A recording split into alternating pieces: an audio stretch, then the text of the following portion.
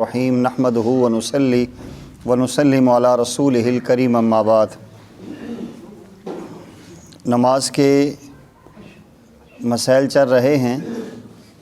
सबसे पहले फ़राइज़ नमाज इंशाअल्लाह बयान होंगे और उसके बाद वाजिबात नमाज हैं, फिर सुनन नमाज हैं, सुन्नतों के बाद मुस्तहब्बात हैं, फिर मकरूहात हैं और फिर नवाक़िज़ हैं जिनसे या मुफ़सदात जिनसे नमाज फ़ासिद होती है। वज़ू के अंदर हमने ये बात याद की थी उसके चंद हिस्सों के साथ। वज़ू में 4 फ़राइज़ थे, 13 उसकी सुन्नतें थी, 5 मुस्तहब्बात थे, 4 मकरूहात थे और 8 नवाक़िज़ थे। इसी अंदाज़ में जो नमाज के हम मसाइल शुरू करने लगे हैं, नमाज में 13 फ़राइज़ हैं। नमाज के फ़राइज़ 13 हैं, ठीक है जी। 13 फ़राइज़ हैं और 14 वाजिबात हैं और 21 सुन्नतें हैं। जो हम आम रूटीन में नमाज पढ़ते हैं, इस नमाज में जो तकरीबन 101 के करीब चीज़ें बनती हैं जो हर मुसलमान के लिए सीखनी और समझनी ज़रूरी हैं। सबसे पहली चीज़ नमाज के फ़राइज़ हैं, तो नमाज के 13 फ़र्ज़ होंगे, 14 वाजिबात होंगे, 21 सुन्नतें होंगी और इसके बाद 5 चीज़ें इसके अंदर मुस्तहब होंगी और 18 चीज़ें मुफ़सदात नमाज होंगी, 29 चीज़ मकरूहात नमाज होंगी। जब इंशाअल्लाह ये सारी हमारे सामने आएंगी, इन सारी चीज़ों को मद्देनज़र रखते हुए जब नमाज़ पढ़ेंगे, फिर माशाअल्लाह कमाल की नमाज होगी और फिर आलिमाना नमाज होगी। हमारे बुज़ुर्ग फरमाते होते हैं कि नमाज को आलिमाना अंदाज में पढ़ो कि हर चीज़ इंसान के सामने अज़बर हो। जैसे माशाअल्लाह वज़ू, गुस्ल और तयम्मुम के मसाइल आपने अज़बर किए हैं। इंशाअल्लाह अल्लाह ताला चाहेंगे और अल्लाह की तरफ से इंशाअल्लाह हमें तौफ़ीक मिली भी है और इंशाअल्लाह आइंदे भी मिलेगी। ये सारी चीज़ें हमें इंशाअल्लाह याद हो जाएंगी। घबराना नहीं है कि इतनी लंबी चीज़ें कि 13 फ़राइज़ हैं, 14 वाजिबात हैं और 21 उसके अंदर सुन्नतें हैं और 18 जो हैं कि मुफ़सदात हैं और 29 मकरूहात हैं। इंशाअल्लाह रूटीन में चलेंगे। पहली चीज़ें फ़राइज़ हैं, एक के बजाय 2 दिन लग जाएं, लेकिन होना ये चाहिए कि हमें ये चीज़ याद होनी चाहिए। इसलिए उस दिन भी मैंने इब्तदान आपके सामने फ़राइज़ नमाज अर्ज़ किए थे। दोबारा मैं अर्ज़ करता हूँ, नमाज में 13 फ़राइज़ हैं। नमाज के स्टार्ट में 13 फ़राइज़ हैं। 7 चीज़ें नमाज में शामिल होने से पहले वाली हैं और 6 चीज़ें नमाज के अंदर हैं फ़राइज़ में से। जो पहली 7 हैं उन्हें फ़राइज़ नमाज भी कहते हैं और शराइत नमाज भी कहते हैं। नमाज की वो शर्तें हैं, वो बड़ी आम सिंपली सी बात, सिंपली सी हर आदमी समझता है और हर एक के जहन में भी है, लेकिन ये नहीं पता कि ये फ़राइज़ है या वाजिब है। सबसे पहली चीज़ बदन का पाक होना। ये सारे अहबाब समझते हैं बदन पाक होगा तो हम नमाज़ पढ़ेंगे। तो पहले चीज़ बदन का पाक होना, दूसरी चीज़ लिबास का पाक होना, तीसरी चीज़ जहाँ हम खड़े हैं ना वो उस ज़मीन का पाक होना, चौथी चीज़ सतर का छुपाना।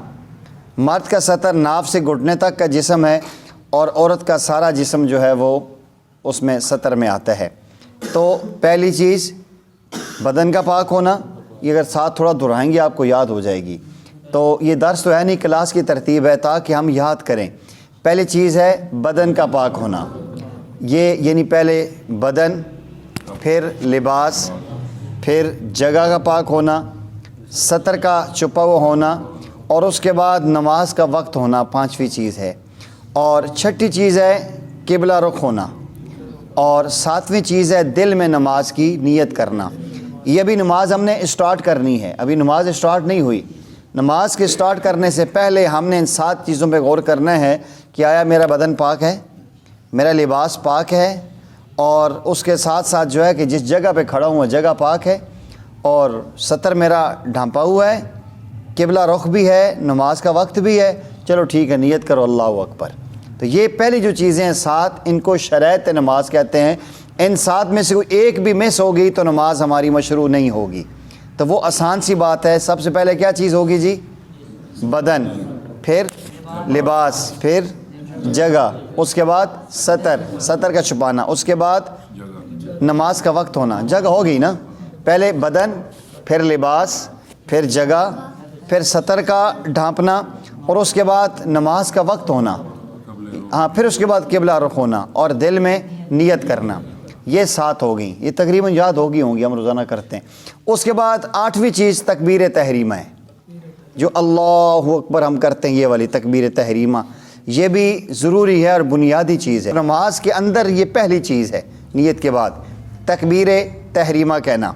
اس کے بعد قیام کرنا، یہ بھی فرض ہے، سیدھا کھڑا ہونا۔ قیام میں بعض لوگ سمجھتے ہیں ہم ایسے کھڑے ہوں گے تو یہ ہماری عاجزی ہے، یہ عاجزی نہیں ہے۔ قیام کے لیے بالکل سیدھا آدمی ہونا چاہیے۔ دیکھیں وقوموا للہ قانتین، بالکل یوں سیدھے اللہ کے سامنے کھڑے ہو جاؤ۔ عاجزی انسان کے ظاہری جسم کو ایسے کھینچنے میں نہیں ہوتی، عاجزی انسان کے دل کے اندر ہوتی ہے کہ اس کے اندر عاجزی کتنی ہے۔ تو ایک آدمی یوں کھڑا ہے تو یہ قیام تو نہیں ہوا، یہ تو بیچارہ وہ مرجھا رہا ہے۔ تو نماز میں صحیح کھڑا ہو، قیام سیدھا ہو۔ 10ویں چیز قرات ہے، قرات کرنا، اور 11ویں چیز رکوع کرنا ہے، اور 12ویں چیز جو ہوتی ہے وہ 2 سجدے ہیں، اور 13ویں چیز جو ہے وہ قید اخیرہ میں تشہد کی مقدار بیٹھنا ہے۔ یہ 13 چیزیں ہو گئیں جی، 7 پہلے کی، 6 اندر کی۔ پہلے کی 7 آپ کو یاد ہو گئی ہیں، بدن 1، لباس 2، جگہ 3، یہ تینوں کا پاک ہونا، یعنی جسم کا پاک ہونا، لباس کا پاک ہونا، جگہ کا پاک ہونا، ستر کا ڈھانپا ہوا ہونا، پھر نماز کا وقت ہونا، قبلہ رخ ہونا، اور اس کے بعد نماز کی نیت کرنا، اس کے بعد تکبیر تحریمہ کہنا، پھر قیام کرنا، قیام کے بعد قرات کرنا، قرات کے بعد پھر ہمارا جو ہے رکوع کرنا، رکوع کے بعد ہمارا 2 سجدے کرنا، دونوں سجدے فرض ہیں، اور پھر آخری قاعدے میں تشہد کی مقدار بیٹھنا، یہ فرض ہے۔ یہ 13 چیزیں یہ نماز کے فرائض ہیں۔ پہلی 7 کو شرائط نماز بھی کہا جاتا ہے اور فرائض بھی نماز ہی کہا جاتا ہے۔ یہ ان کے اندر ذرا سی کمزوری ہوگی نماز ختم ہوگی۔ باقی جو واجب ہیں ان میں سے کوئی رہ گیا تو اس کا سجدہ سہو سے کور ہو سکتا ہے، لیکن فرائض میں سے کوئی فرض رہ گیا تو نماز ٹوٹ جائے گی۔ تو یہ 13 چیزیں انشاءاللہ آج ہم نے بیان کر دی ہیں، ممکن ہے آپ کے سامنے ذہن میں آ جائیں گی، آگی ہوں گی نا جی۔ کوئی ساتھی اگر بیان کرنا چاہے، پہلی چیز کیا ہے؟ کوئی ایک ساتھی بولے۔ جسم کا پاک ہونا، دوسرا کوئی دوسری چیز، ایک آپ کسی اور کی باری دینا جی۔ پہلی انہوں نے بتا دیا جی جسم کا پاک ہونا، انہوں نے بتایا جی دوسرا لباس پاک ہونا، تیسرا جی جگہ کا پاک ہونا، شاباش، چوتھا سطر کا ڈھانپنا، شاباش۔ یہ اسی ترتیب سے ذرا تصور کریں، جسم پاک ہو گیا ہے، لباس پاک ہو گیا ہے، جگہ پاک ہو گئی ہے، سطر چھپ گئے، اب اس کے بعد نماز کا وقت ہونا، وقت ہو گیا۔ اب ویسے نماز کے وقت بغیر قبلہ رخ ہونے کا کیا مقصد ہے؟ نماز کا وقت ہونا، اس کے بعد شاباش قبلہ رخ ہونا، اس کے بعد نیت کرنا۔ اب یہ نماز ہم نے سٹارٹ کر دی، اب آگے جی تکبیر تحریمہ، اس کے بعد قیام، ماشاءاللہ، اس کے بعد قرات، قرات کے بعد رکوع، رکوع کے بعد سجدے اور قید اخیرہ۔ ماشاءاللہ، اللہ پاک قبول فرمائے، اللہ استقامت دیں۔ الحمدللہ رب العالمین والصلاۃ والسلام